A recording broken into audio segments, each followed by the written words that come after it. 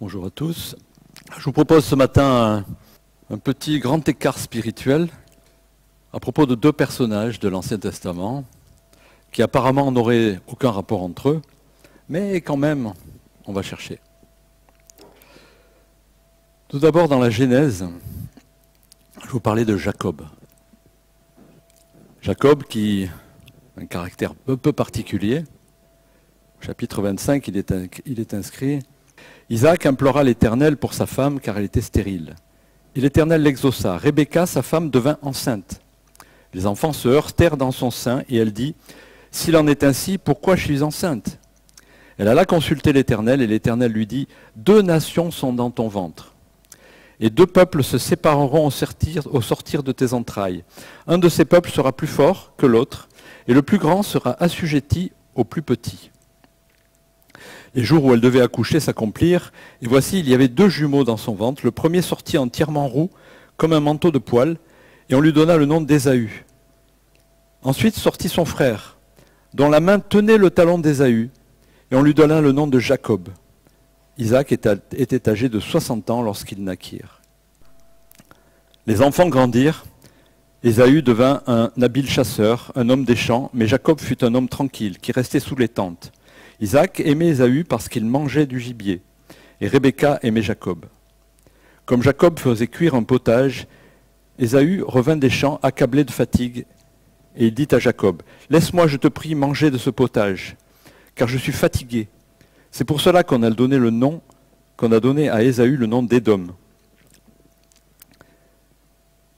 Jacob lui dit, « Vends-moi aujourd'hui ton droit d'aînesse. » Ésaü répondit, « Voici, je m'en vais mourir. À quoi me sert-il ce droit d'aînesse ?» Et Jacob lui dit, « Jure-moi d'abord. » Et il jura, et il vendit son droit d'aînesse à Jacob. Alors Jacob donna à Ésaü son pain et du potage de lentilles. Il mangea et but, puis se leva et s'en alla. C'est ainsi qu'Ésaü méprisa le droit d'aînesse.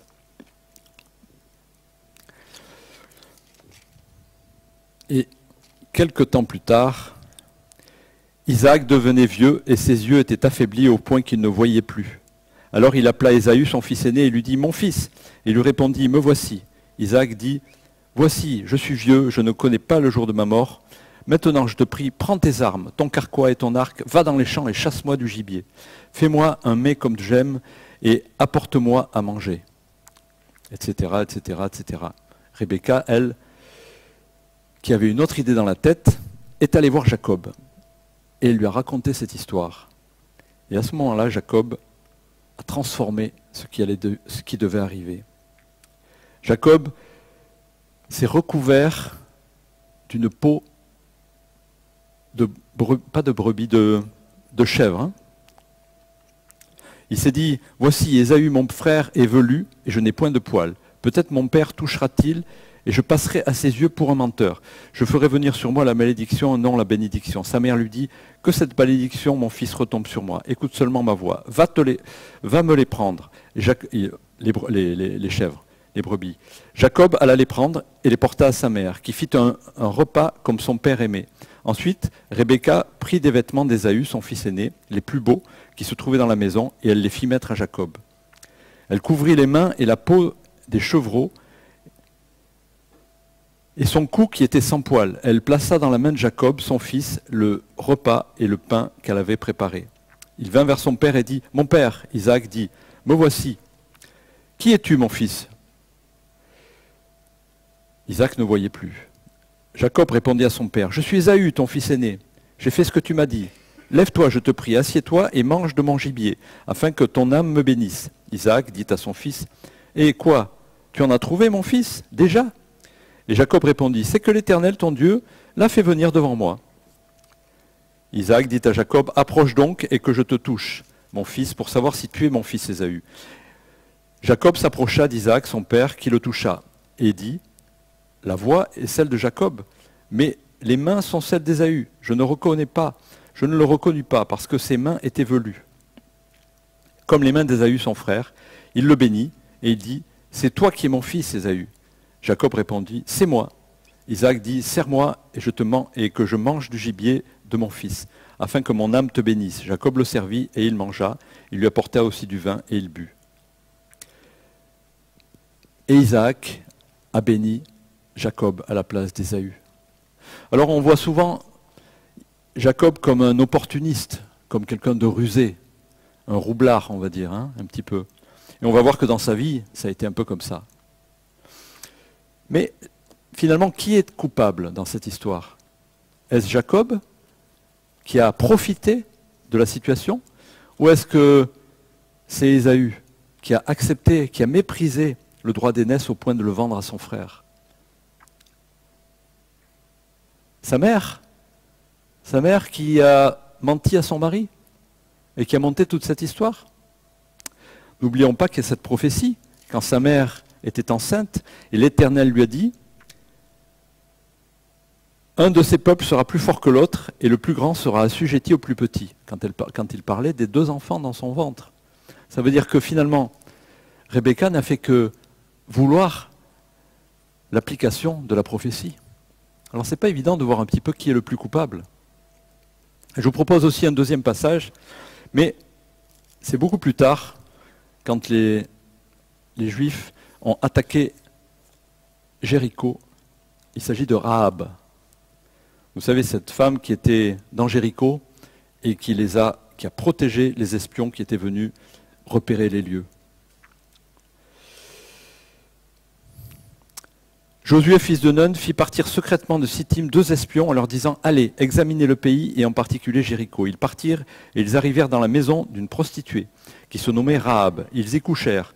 On dit au roi de Jéricho « Voici, des hommes d'entre les enfants d'Israël sont arrivés d'ici cette nuit pour explorer le pays. » Le roi de Jéricho envoya dire à Rahab « Fais sortir ces hommes qui sont venus de chez toi, qui sont entrés dans ta maison, car c'est pour explorer tout le pays qu'ils sont venus. » La femme prit les 2 hommes, les cacha. Et elle dit, il est vrai que ces hommes sont arrivés chez moi, mais je ne savais pas où ils étaient, d'où ils étaient.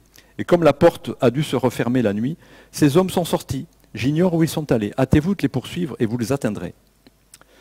Avant que les espions se couchent, Rahab monta vers eux sur le toit et leur dit, l'Éternel, je le sais, vous a donné ce pays. La terreur que vous inspirez nous a saisis et tous les habitants du pays tremblaient devant vous. Car nous avons appris comment à votre sortie d'Égypte, l'Éternel a mis à sec devant vous les eaux de la mer Rouge. Nous l'avons appris, nous avons perdu courage et nos esprits sont abattus à votre aspect. Car c'est l'Éternel, votre Dieu, qui est Dieu. C'est Rahab qui parle, la prostituée. Et elle leur dit, donnez-moi l'assurance que vous laisserez vivre mon père et ma mère, mes frères et mes sœurs, et tous ceux qui leur appartiennent, et que vous nous sauverez de la mort, quand ils attaqueront Jéricho, bien sûr. Elle les fit descendre par une corde par la fenêtre de la maison qu'elle habitait. Elle était sur la muraille de la ville. Elle leur dit, allez du côté de la montagne, de peur qu'ils ne vous poursuivent et vous rencontrent. Cachez-vous là pendant 3 jours, jusqu'à ce qu'ils soient de retour. Après cela, vous suivrez votre chemin. Ces hommes lui dirent, voici de quelle manière nous serons quittes du serment que tu nous as fait. À notre entrée dans le pays, attache ce cordon de fil cramoisi à la fenêtre par lequel tu nous as fait descendre, et recueille auprès de toi, dans ta maison, dans la maison de ton père, ta mère, tes frères et toute la famille de ton père. Et ils seront épargnés. Rahab, opportuniste elle aussi. Ça lui colle à la peau. Hein. Mais si on lit un petit peu entre les lignes, c'est elle qui a dit, c'est l'Éternel votre Dieu qui est Dieu. Je crois que là on a une conversion réelle. Ils ont habité chez elle, elle les a cachés, elle a fait le choix de sa vie, elle les a défendus. Et elle leur a demandé de protéger sa famille lorsqu'ils attaqueraient Jéricho. Alors là, je crois que, sans aller trop loin, on a un fil rouge. Bien sûr, on peut penser à ce fil qui est accroché à la fenêtre. Mais le sens qu'a le fil rouge dans nos vies, c'est un fil conducteur, hein, quelque chose qui laisse des indices tout le long. Alors, le premier indice, on le voit, c'est ce fil qui est tendu, qui est pendu à la fenêtre. À quoi vous fait-il penser? Est-ce qu'il n'y a pas eu quelque chose d'accroché ou de fixé au mur qui a protégé des personnes dans le passé?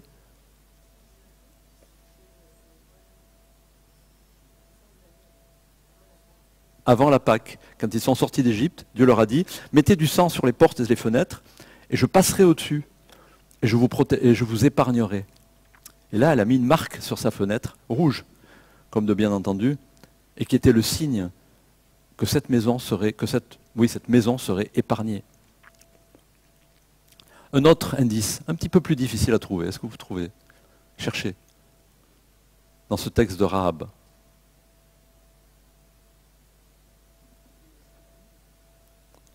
Quand elle dit aux espions, allez du côté de la montagne, de peur que ceux qui vous poursuivent ne vous rencontrent.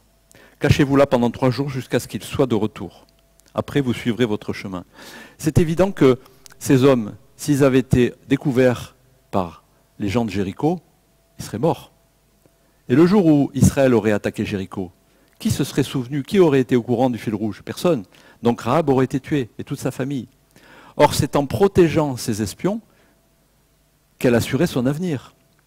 Quelque part, s'il n'était pas resté 3 jours caché à cet endroit-là, il se serait fait tuer, et Rahab n'aurait jamais été sauvé avec sa famille. Les 3 jours, ça fait quand même penser à quelque chose. Hein. C'est étonnant, les clins d'œil du Seigneur dans la parole. Il ne faut pas leur faire dire plus qu'ils ne veulent dire, mais quelque chose, il y a quelque part. Pour Jacob, 3e indice, il s'est recouvert de la peau de son frère. Son frère qui, lui, pouvait prétendre au droit d'aînesse. Pour que le père ne voit pas Jacob, mais qu'il voit son frère à la place. Quelque part, ça fait vraiment penser à ce que nous dit le Seigneur quand il nous dit d'être couvert par le sang de Jésus. Quand Dieu a envoyé son ange destructeur en Égypte, il a vu le sang, il est passé au-dessus. Le Père, qui a le pouvoir de donner l'autorité au Fils, il ne pouvait plus voir. Alors il a touché. Il s'est dit, il a eu le contact, il s'est dit, c'est Ésaü, c'est le grand frère. Donc je lui donne le droit d'aînesse, je le bénis. Et en fait, c'était Jacob. Jacob a accepté de se couvrir de l'apparence de son frère pour que le père voie son frère et le bénisse à sa place.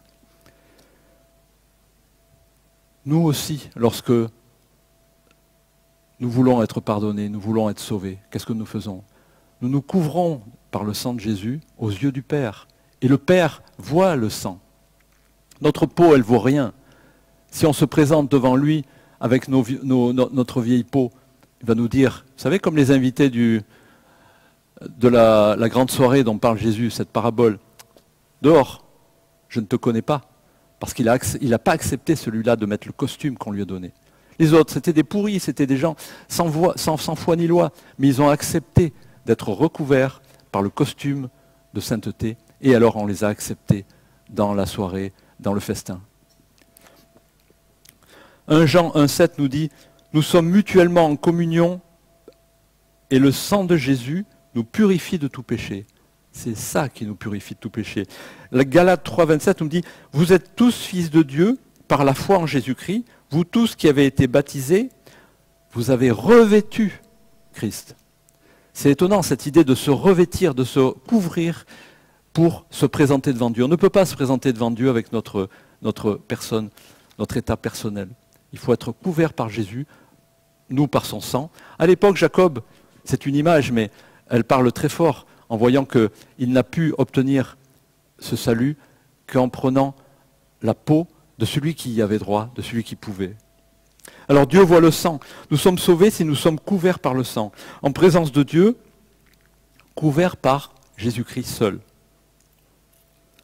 Bien sûr, Jacob n'était pas comme Rahab. Lui, sa conversion, je crois qu'elle a pris du temps. Je ne sais pas si vous voyez toutes les affaires qui lui sont arrivées après, il n'était pas très clair. Mais Dieu a eu la patience. Il a eu la patience de Dieu pendant toute sa vie pour qu'à la fin, il soit vraiment en accord avec la volonté de Dieu. Dieu a beaucoup de patience avec nous. Parfois, il lui faut une vie entière pour nous amener à lui. C'est peut-être votre cas. Certains se sont convertis d'un coup, comme ça, et d'autres ont renaclé, ont freiné, jusqu'à ce qu'ils en soient arrivés au bout, soit d'une maladie soit d'une détresse telle que, enfin, ils se sont dit, il n'y a plus que Dieu, alors je lui demande. Et là, Dieu les a sauvés. Qu'est-ce qui fait que Jacob et Rahab sont distingués dans cette histoire? Ce n'est pas leur valeur personnelle. C'est qu'ils ont eu l'audace de croire aux promesses. Rahab, elle l'a cru, elle a choisi tout de suite. C'est l'Éternel qui est le Dieu. Et elle a foncé. Sa conscience, sa personne, son caractère, son choix des valeurs. Jacob, lui, il a choisi la prophétie qui avait été donnée, il s'est dit, mais et si c'était vrai? Moi je suis petit, je ne sais pas me battre, je ne sais pas aller chasser, mon père ne m'estime pas trop, en plus je suis sorti le deuxième. J'ai eu beau tenir le talon de mon frère, mais ça ne l'a pas empêché de passer avant moi.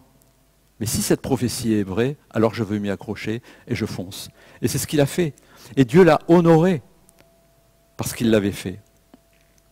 Lamentation 3, 25 nous dit « L'Éternel est bon envers ceux qui espèrent en lui ».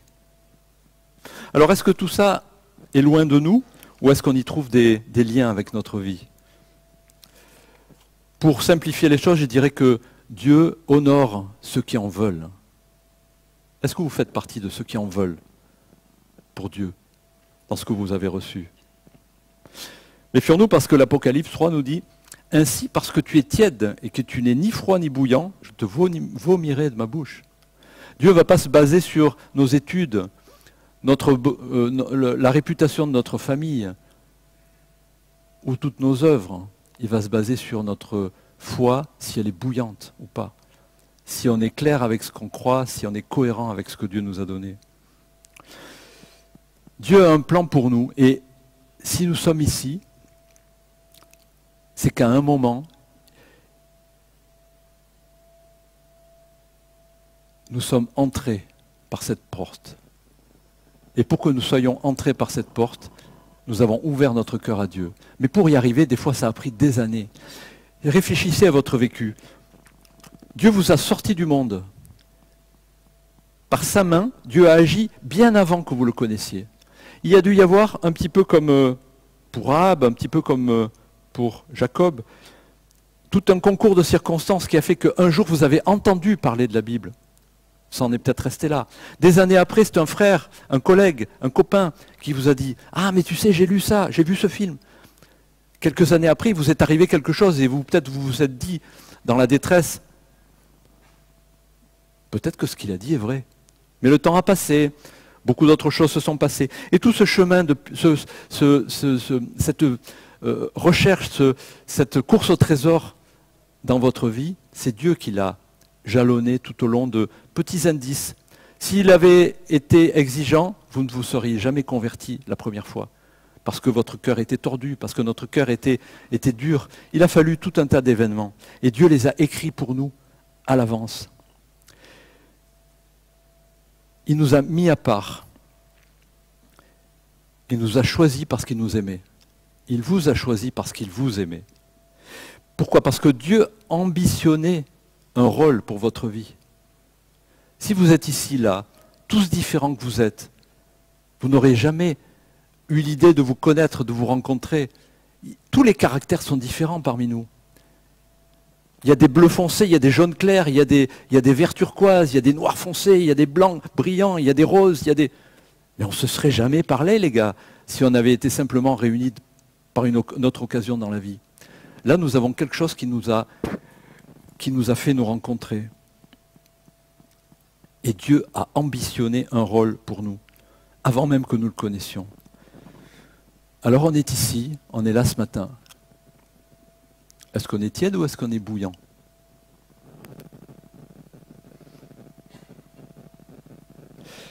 Un truc effroyable, c'est que quand on regarde la fin de l'histoire de ces deux personnes, imaginez à quel point Dieu honore l'audace de la foi. On aurait pu se dire, bon, ok, ils sont sauvés, c'est bon, voilà. Jacob, ce roublard, ce fourbe, quelques années après, on a dit, quand on parlait de Dieu, on a dit, c'est le Dieu d'Abraham, d'Isaac et de Jacob. Vous imaginez l'honneur qu'il a de faire partie de cette définition de Dieu. C'est comme si on disait demain, c'est le Dieu de Laura, c'est le Dieu de Graziella et de Eric. Waouh, quel honneur! Et encore plus fort, à la fin de sa vie, Dieu l'a mis à part, il lui dit, ton nom ne sera plus Jacob, mais tu seras appelé Israël. C'est de la folie. Ce gars, il est devenu l'identité du peuple. On lui a donné le nom de son peuple, ce peuple qui a traversé les siècles, et ce mot par lequel on désigne ce pays et tous ces gens qui vivent et qui veulent suivre le Seigneur, on leur a donné le nom de ce gars-là, de Jacob. Il n'avait rien pour ça, mais Dieu l'a honoré parce qu'il a eu l'audace de la foi, l'audace d'aller plus loin. Rahab, un chapitre des Hébreux parle d'elle en tant que héros de la foi. Matthieu 1, 5, je vais le lire. Quand on parle de la généalogie de Jésus, généalogie de Jésus-Christ, fils de David, fils d'Abraham, fils d'eux, fils d'eux, fils d'eux, fils d'eux, etc. Esrom engendra Aram, Aram engendra Aminadab, Aminadab engendra Nason, Nason engendra Salmon, Salmon engendra Boaz de Rahab. Boaz engendra Obed de Ruth, Obed engendra Isaïe, Isaïe engendra David. Et plus loin, Jésus.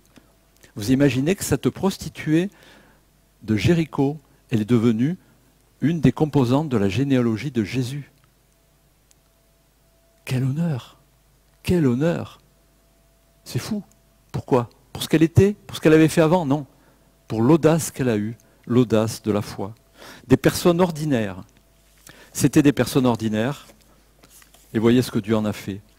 Alors, je vais vous proposer une comparaison, toute proportion gardée. On ne va pas parler de conversion, on va parler de vélo. C'est dommage qu'il n'y ait pas Serge ce matin.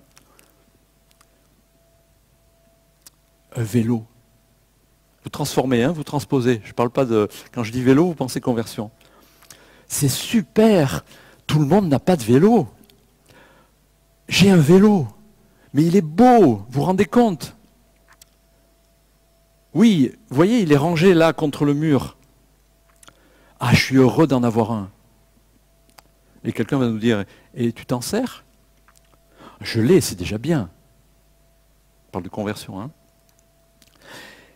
Et souvent, le dimanche matin, on se réunit avec des amis qui en ont.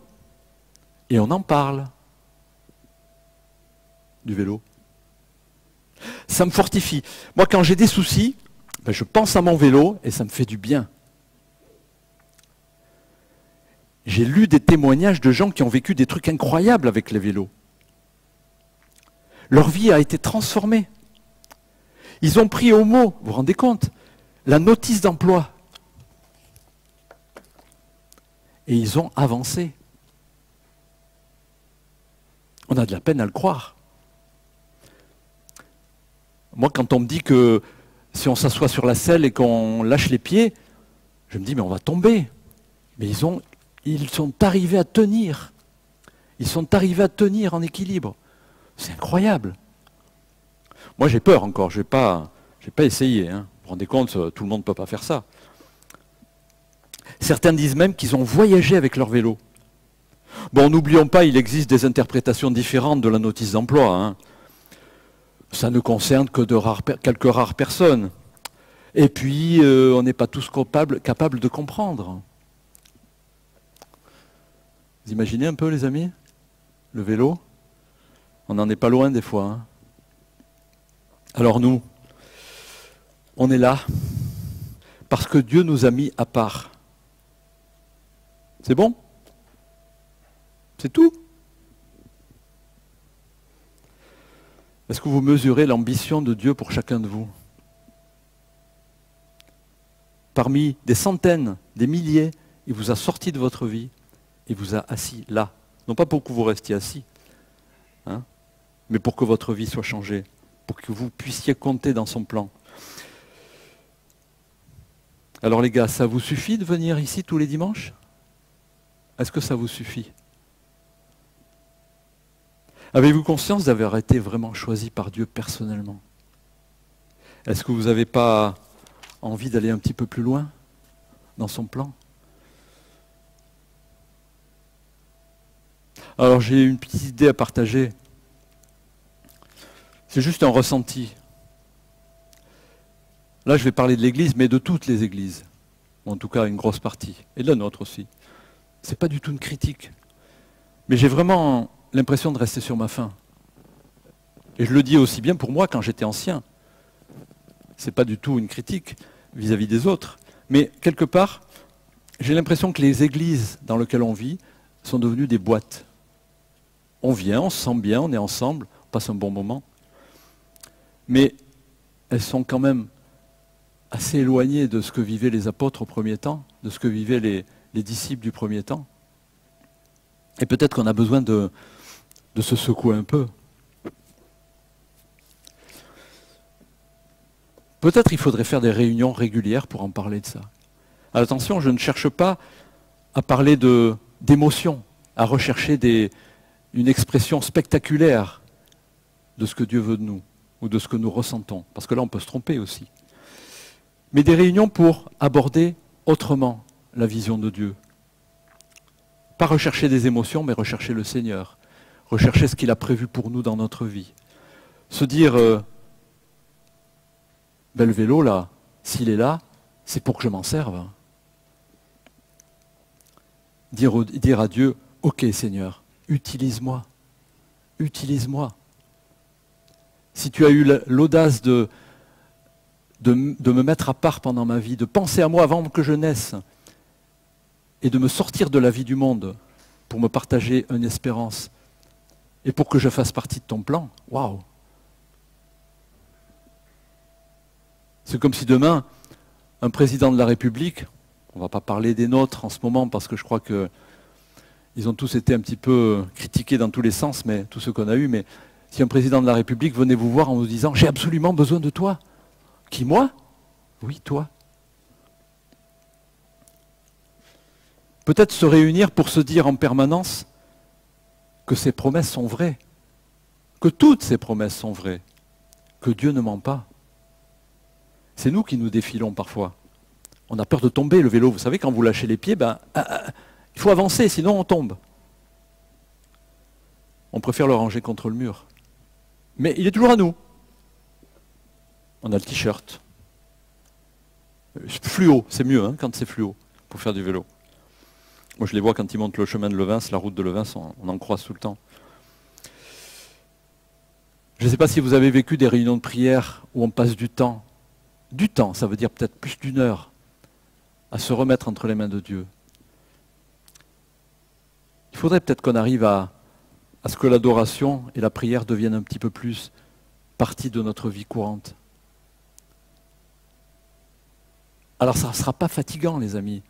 Ça sera simplement lâcher les pieds et se dire si Dieu l'a dit, alors c'est vrai, et on va vivre davantage sa présence. Et si vous l'avez vécu déjà, vous pouvez attester avec moi qu'au bout d'un moment, on ne sent plus le temps passer. Pourquoi? Parce que Dieu est assis à côté de nous.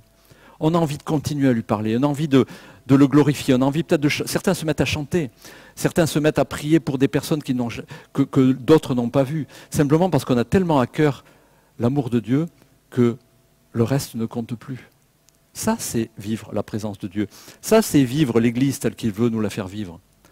Mais des fois, on est dans la boîte, on est assis. Je parle pour moi aussi, les amis. Découvrir la joie de sa présence. Être prêt à l'approcher davantage par notre cœur. Et Dieu parle alors. Je vous garantis qu'il va nous sensibiliser. Il va nous donner l'envie d'entreprendre. Il va nous donner des idées. Il va nous demander, nous rendre capables d'avancer. Pas par nos propres forces, mais tous les gens qui ont eu un ministère particulier pourront vous dire qu'un jour ils se sont dit, tiens c'est vrai, là il n'y a personne qui le fait. Oh non mais moi je ne peux pas. Et puis après un moment de réflexion avec le Seigneur, Dieu leur a certainement dit, essaye, je vais avec toi. Et au bout d'un moment, Ils se sont sentis portés parce que ça ne venait pas d'eux, ça venait de Dieu. Et Dieu les a bénis. Il y a eu des bénédictions, il y a eu du fruit qui ne venait pas d'eux. Mais ils ont eu l'audace de faire le premier pas. Et encore plus fort, des fois Dieu nous amène à faire des choses qu'au début on se disait, mais moi j'aime pas ça, c'est pas mon truc. Et quand on est dans le ministère, on se dit, mais waouh, j'y trouve une joie incroyable. On découvre un goût qu'on n'avait pas. Il nous sensibilise, donne l'envie d'entreprendre, d'avancer. Peut-être que si on arrivait à se réunir pour essayer d'approcher un petit peu plus Dieu de cette manière, à un moment donné, il nous dirait, mais tu sais, le monsieur X là, que tu vois tous les jours là, que tu n'as jamais osé lui parler parce que de toute façon tu te dis mais il ne t'écoutera pas. Maintenant vas-y, c'est moi qui vais parler. Vous n'avez pas un monsieur X dans votre vie? Vous savez, ce voisin, ce gars, ce commerçant à qui vous vous dites, en tant que chrétien, il faudrait quand même que je lui parle un jour de Dieu. Mais moi je ne peux pas. Il ne m'écoutera jamais. Mais Dieu vous pose aussi ce défi. Et alors on verra Dieu agir comme jamais on l'avait imaginé. Ce n'est pas nous qui agirons, c'est lui. Vivre des moments dans sa présence, et on vivra, si on fait ce pas, des moments intenses de sa présence, comme on trouve des fois des témoignages de missionnaires qui ont tout misé sur le Seigneur, et il s'est passé des choses. Il s'est passé des choses, des gens ont été guéris. Des gens sont venus frapper à la porte alors qu'on ne les avait jamais appelés, en disant « Parlez-moi du Seigneur, parlez-nous de Dieu ». Mais vous saviez qu'on était là? Non, mais on savait que c'était là qu'on devait venir. Voilà ce qui se passe quand Dieu agit. Voilà pas par nos forces, mais quand on tente le coup, comme Rahab, de s'approprier sa promesse et de lui dire « Seigneur, montre-moi plus. Habite plus mon cœur. » On a juste pris au sérieux sa parole et alors Dieu a agi. C'est là que se produisent les réveils. Quand Dieu agit de cette manière, ça ne vient pas de nous, mais on est co-acteurs. Et alors ça donne une joie incroyable. Je vous garantis que vos pieds ne touchent plus le sol. Là. Voilà. Alors il est où votre vélo? Ça ne vous dirait pas d'aller un petit peu plus loin? Amen.